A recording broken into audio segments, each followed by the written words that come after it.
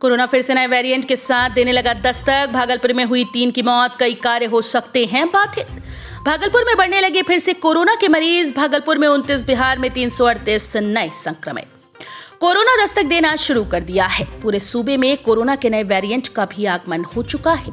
अभी इससे हमें सतर्क रहने की जरूरत है। कोरोना इस कदर अपना पांव फिर से पसार रहा है कि हो सकता है कि कार्य बाधित हो। भागलपुर व पटना में कोरोना का संक्रमण थमने का नाम नहीं ले रहा। राज्य के विभिन्न जिलों में 147 दिन बाद कोरोना के 338 और पटना में 152 दिन बाद विभिन्न इलाकों में 182 नए मरीज मिले। भागलपुर में 29 नए कोरोना के मरीज मिले। देश में नया वेरिएंट मिलने से संक्रमण का खतरा बढ़ता चला जा रहा है। हालांकि सरकार ने फिलहाल कोई पुष्टि नहीं की। देश में SARS-CoV-2 जीनोम सीक्वेंसिंग के नए आंकड़ों से ओमिक्रॉन के सब वेरिएंट BA.2.75 का पता चला है।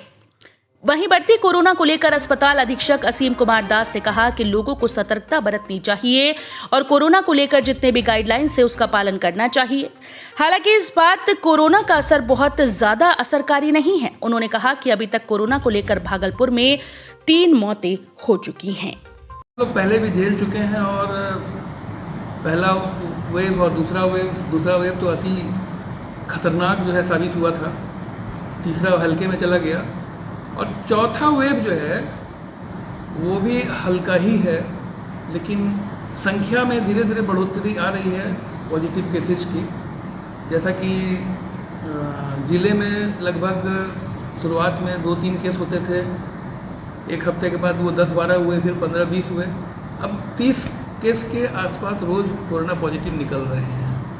हालांकि वो उनमें से सीरियस शायद बहुत कम है, वो सभी अपने होम क्वारंटाइन में 2-3-4 दिन के अंदर ठीक हो जाते हैं। अस्पताल में अब तक पिछले 1 महीने में 26 मरीज भर्ती हुए हैं और वो मरीज जो भर्ती हुए हैं वो कोरोना कह के भर्ती नहीं हुए हैं। उसमें 16 मरीज तो ऐसे होंगे जो किसी न किसी ऑपरेशन के लिए भर्ती हुए और एक रूटीन टेस्टिंग के अंतर्गत जो है उनको कोरोना पॉजिटिव पाया गया। क्योंकि यहाँ हम लोगों का नियम है कि जो भी केस एडमिट होगा तो उसका कोरोना टेस्ट होगा।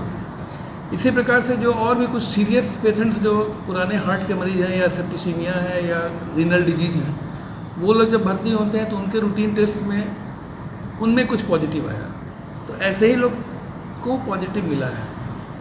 अब तक जो है इसमें 3 मौत की खबर है हम लोगों के यहाँ से, लेकिन उसमें 2 मौतें तो ऐसी हैं कि जिनको पहले से 8-10 दिन से दूसरे सिस्टम की बीमारी का इलाज चल रहा था नर्सिंग होम में, और यहाँ आए तो यहाँ एक रूटीन टेस्टिंग में ये पॉजिटिव मिले और तो इसलिए उनकी जान गई।